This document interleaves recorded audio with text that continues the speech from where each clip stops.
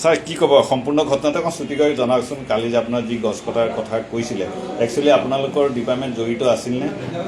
জড়িত এটা বিষয়তে আছিলোঁ যে আমি খালি যে পাব্লিক ছেফটিৰ কাৰণে তেওঁলোকে গছৰ ডাল কাটিম বুলি কৈছিলে, তাৰ কাৰণে কোনো লিখিত অনুমতি আমি দিয়া নাই আৰু তেওঁলোকে নিজে কাটিছে। এইজোপা গছৰ যিখিনি ডাল কাটিবলৈ ক্লিন কৰিব বুলি পৌৰ নেত্ৰী যিগৰাকী আছিলে তেখেতে APDCLকে এপ্লিকেশ্যন কৰিছিলে আৰু তাৰে এটা কপি আমাৰ DFO ছাৰক দিছিলে আৰু DFO ছাৰক তেওঁ কৈছিলে যে আমি অহাকালি দেওবাৰে গছজোপা কাটিম, মানে ডালখিনি কাটি দিম, আপোনালোকে এবাৰ চাই দিব লাগে। তেতিয়া DFO ছাৰে মোক ক'লে যে বৰুৱা আপুনি এবাৰ তেওঁলোকে যিহেতু আবেদন কৰিছে গছৰ ডাল কাটিব, এবাৰ চাই দিয়ক কি কনচাৰ্ণ আছে। তো সেই হিচাপত মই এজন ষ্টাফ পঠিয়ালোঁ।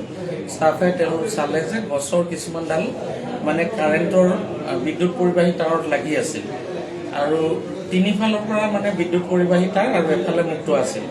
মই তেতিয়া তেখেতক ক'লোঁ যে আপুনি ইমিডিয়েট হেৰিয়াক কওক, যে পৌৰনেত্ৰীক কওক যে গছৰ ডাল কাটিবলৈ আপোনালোকে যিহেতু বিচাৰিছে, আমি তাতে আমাৰ কোনো কথা নাই, আপোনালোকে সেইখিনি কাটক যিকেইটা ডাল মানে বিপদ সৃষ্টি কৰিছে আৰু তাৰ কাৰণে আমি একো নকৰোঁ, আপোনালোকে নিজে খৰচা কৰিব, নিজে মানুহ লগাব, সম্পূৰ্ণ আপোনালোকে কৰিব।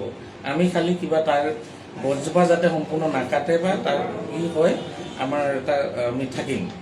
সেই সূত্ৰে ৰাতিপুৱা মোক ফোন কৰিছে যে মই নিজে আহিছোঁ, আপোনালোকৰ মানুহ ক'ত।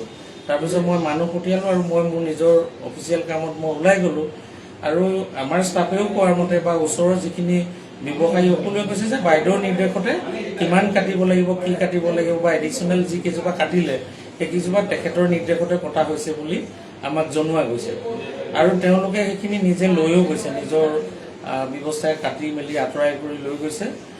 আৰু এটা মানে তেখেতৰ মানে ভাষ্যত আমি দেখিছোঁ যে DFO ছাৰে আমাৰ DFO ছাৰৰ নিৰ্দেশত কটা গৈছে। এনেকুৱা নহয়, কাৰণ কেলৈ যিহেতু গছ কটাৰ কাৰণে অনুমতি তেওঁলোকে বিচৰা নাই, মাত্ৰ তেওঁলোকে কৈছিলে যে ডাল যিকেইটাই পাব্লিক ছেফটিৰ কাৰণে যিকেইটা ডাল কাটিব লাগে সেইকেইটা তেওঁলোকে ক্লিন কৰিব। বিষয়টো এইটোৱে আছিল।